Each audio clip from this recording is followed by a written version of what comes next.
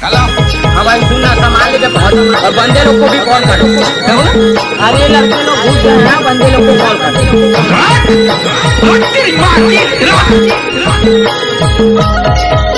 DJ Sanju Kumar धुबे Nawatola Gaura वाली हाय दैया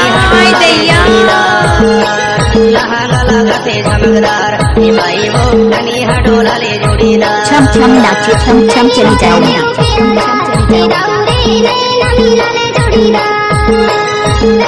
उठाइए ना कनी हडोला ले लचकदार मुर जोड़ीदार कनी हडोला ले लचकदार कनी हडोला ले लचकदार मुर जोड़ीदार कनी हडोला ले लचकदार लहंगा लगा अरे ढोल बजा रे भाई वो कनी हडोला ले जोड़ीदार लहंगा लगा थे चमकदार भाई वो कनी हडोला ले जोड़ीदार डीजे संजू कुमार धुबे नवाटोला गौरा वाली कैसे बाजा वाले बंदी है आगे कहाँ है सुल्तान पकड़ा थे अरे नहीं सुना हुआ नहीं सुनाते कहाँ सुना हुआ ए भैया जी बजा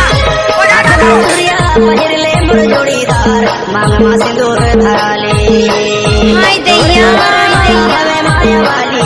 संगमा भवार भराले लहंगा लगाते चमकदार भाई वो कनी हडोला ले जोड़ीदार लहंगा लगाते बेओ लल्लू भाई वो कनी हडोला ले जोड़ीदार आना डीजे संजू कुमार धुबे नवाटोला गौरा वाली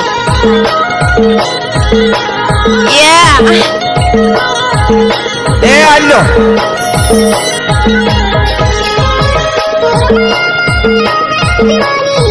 जोड़ी बोला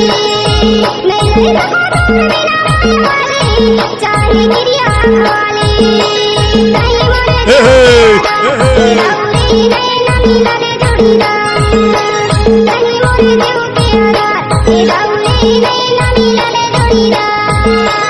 कनी हडोला ले लचकदार मुर जोड़ीदार कनी हडोला ले लचकदार कनी हडोला ले लचकदार मुर जोड़ीदार कनी हडोला ले लचकदार लहंगा लगाते चमकदार भाई वो कनी हडोला ले जोड़ीदार लहंगा लगाते चमकदार भाई वो कनी हडोला ले जोड़ीदार संजू कुमार धुबे नवाटोला गौरा वाली